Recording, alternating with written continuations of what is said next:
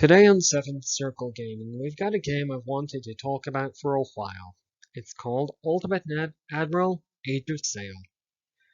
And we're going to start out with disclosures, as we always do here. The game was purchased some time ago, and there were no mods or downloadable content used at any point in the playthrough, and the game was played on normal difficulty.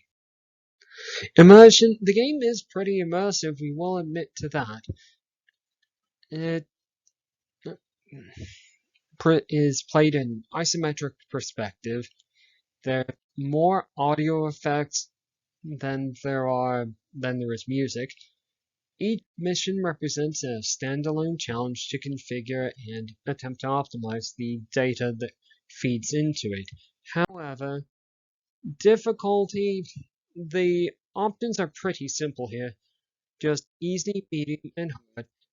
Although, especially in the campaign mode, it can be customized around various areas, whether sailing or amphibious operations or land battles. On the other hand, the effect of those settings isn't terribly well communicated, and honestly, in all the time that I've spent with this game, it didn't really seem to matter all that much what the settings were, so it really has earned that 2 out of 15. So, lasting appeal. For a short period, this game can be very interesting to play. It has multiple game modes to play it with. And there's custom battles, campaign mode, and historic battles. So it's got a fair few options. On the other hand, why players are not going to want to engage with this for a very long time is it can be incredibly frustrating.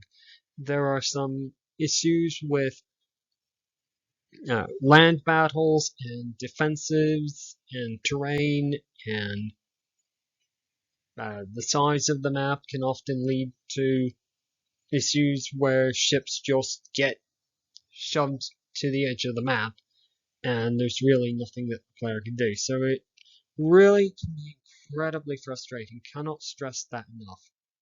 So, in final analysis, the game has earned a dismal 3.5 out of 15.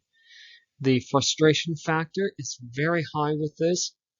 There are some issues, as we mentioned before, with terrain, defensive bonuses. Enemy units have to be completely wiped out to 0, almost, for them to give up attempting to attack. The ships have improved. They do operate more like ships than they used to, but they still have a tanky aspect to them. And all of those add together to make this an incredibly frustrating game that isn't going to last very long with all but the most patient of players. So, if you made it all the way to the end, thank you very much. Do the YouTube things, and that's really all I've got to say about this one. Goodbye.